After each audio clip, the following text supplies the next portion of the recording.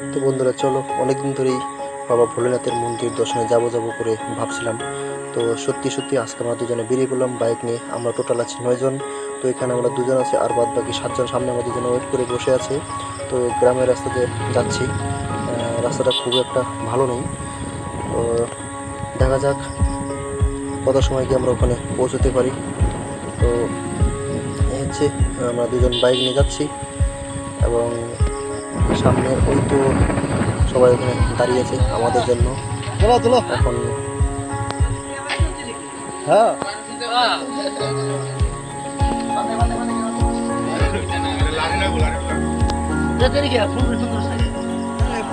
এখানে আমরা একজনের জন্য দাঁড়িয়ে আছি।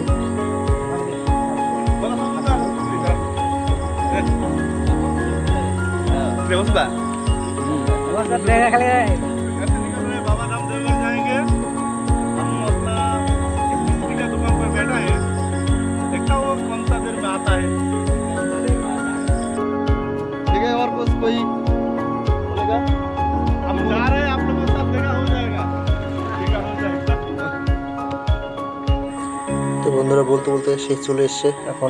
এখন আমরা সবাই এক এক করে রওনা দিব বাবা ভোলেনাথ মন্দির দর্শনের উদ্দেশ্যে। তো বাইক নিয়ে সবাই রেডি আছে, সবাই বাইকে বসে গেছে। তো ওই যে একজন চলে যাচ্ছে, ওর পিছু নিচে সবাই আমরা যাব।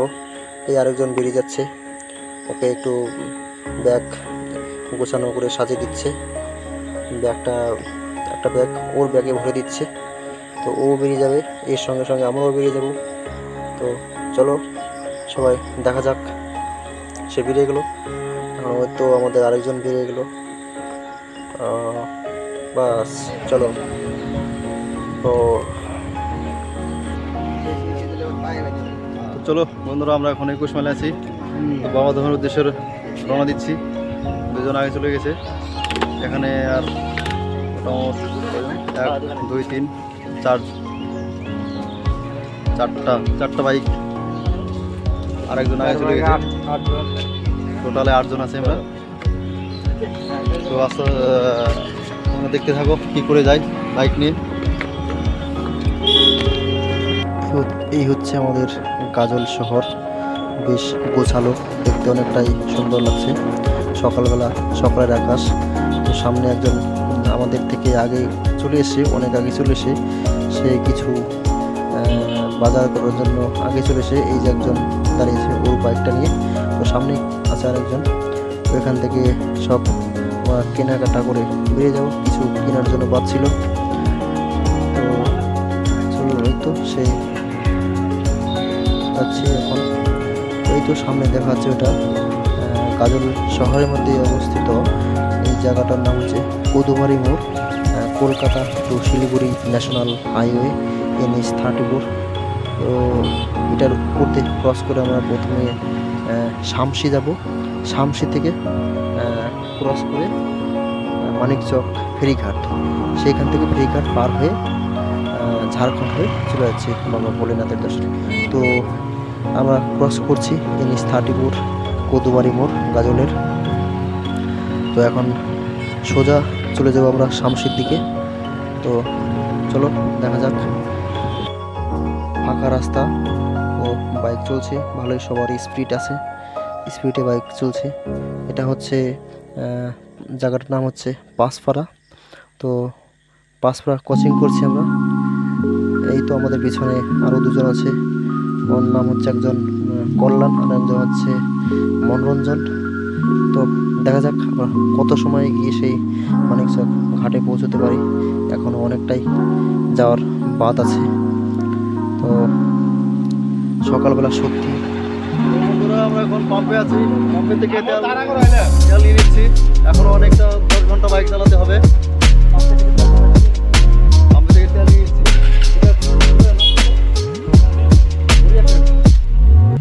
এই জায়গাটার নাম হচ্ছে মুড়িয়াগুড়ি, গাজল ব্লকের মধ্যে পড়ে। 10 ঘন্টা যেহেতু বাইক চালাতে হবে, এখনো তেল ভরে নিচ্ছি। তো চলো, আরো অনেক কিছু দেখার বাদ আছে, বাকি আছে। হ্যাঁ, তো চলো বন্ধুরা, সেই পাম্পের থেকে তেল ভরে আমরা শামসির দিকে এগিয়ে এসে শামসি চৌরঙ্গি মোড় থেকে সামনে দক্ষিণ দিকে এগিয়ে এসে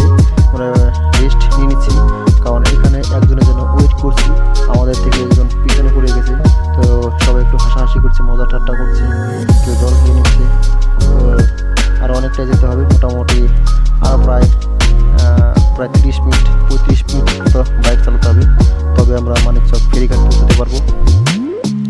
তো দেখি কত সময় যেতে পারি আমরা সেইখানে। তো দেখা হচ্ছে, চলো বন্ধুরা আস্তে আস্তে। অবশেষে আমরা সেই চলে আসলাম মানিকচক ফেরিঘাট। ওই যে পিছনে যে লঞ্চটি দেখতে পাচ্ছ, সেই লঞ্চে করে আমরা এবার থেকে ওপার যাব। এবং দেখো বন্ধুরা, এই যে 16 চাকার লরিগুলো সেই লঞ্চে উঠেছে। লাইফে ফার্স্ট টাইম দেখছি এত বড় লরি লঞ্চে করে নিয়ে নদীর এই পার থেকে ওপর প্রান্তে যাচ্ছে। এটা আমি শুনেছি। তো পিছনে ওই যে দেখো, পিছনে কত লোক উপরে নিচে বসে আছে। ওইখানটাতে আমাদের যেতে হবে, কারণ যেখানে লরিটা উঠাচ্ছে সেখানে লরি উঠাবে, আর গাড়ি, ছোটো গাড়ি উঠাবে, বাইক উঠাবে। ওইখানে শুধু গাড়ি রাখার জন্য জায়গা, আর মানুষ এখানে থাকে খুব কম থাকে, রোদ্দুর লাগে। তো উপরে দিকে যেতে হবে, আমাদের ওখানে যেতে হবে। তো এই যে একটা উঠাচ্ছে, দেখো লরি, 16 চাকার লরিগুলো উঠাচ্ছে। তো পাশাপাশি দুটো উঠিয়ে দিবে। কী করে উঠাচ্ছে দেখো, আমিও ফার্স্ট টাইম দেখছি। বাস এই তো উঠে গেছে, প্রায় উঠে গেছে। এরপরে ছোটো গাড়ি উঠাবে, ছোটো গাড়িগুলো উঠাবে এখন, তারপরে বাইক। তো সব গাড়ি উঠানো হয়ে গেছে। দেখো বন্ধুরা, বাইক সব উঠে যাচ্ছে বাইক লঞ্চে। টাকা করে টিকিট দেখাতে হচ্ছে। আমার হাতে একটা টিকিট আছে, এটা হচ্ছে টিকিট। ওইখানে হচ্ছে টিকিট কাউন্টার, ওখান থেকে টিকিট কেটে আনতে হচ্ছে। হ্যাঁ,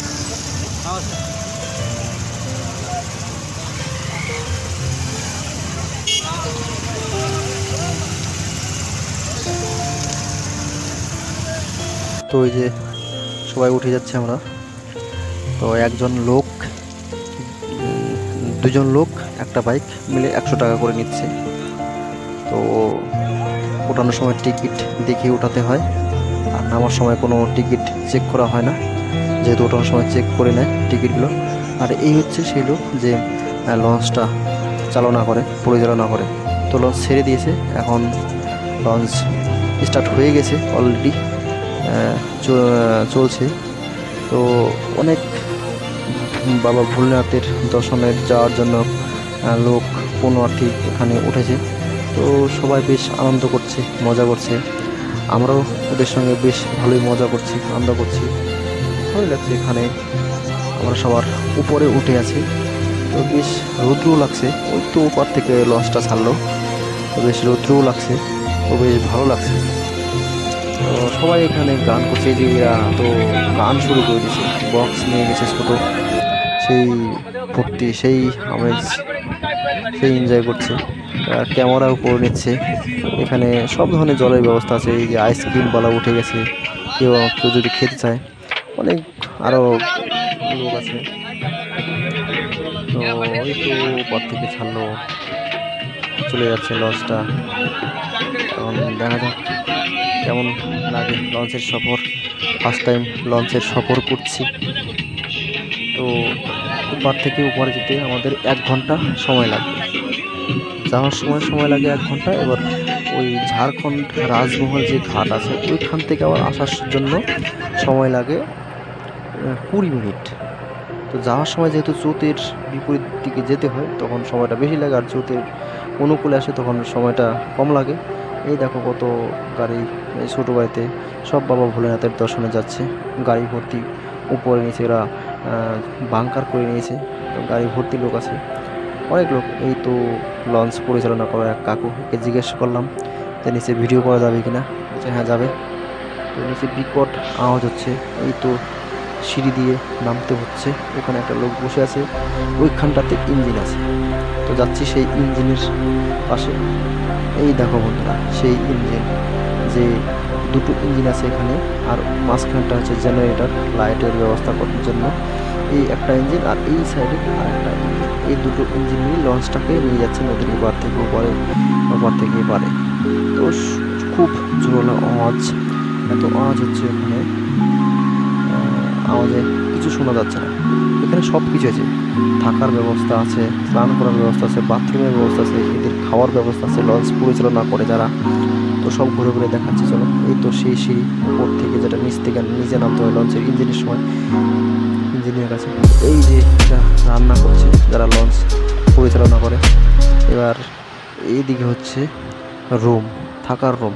এইটা হচ্ছে ওদের থাকার রুম। একটু ঘুরে গিয়ে দেখলাম সেই ভয়ানক অবস্থা, কেমন করে যে থাকে ওরা। ঠিক আছে চলো বন্ধুরা।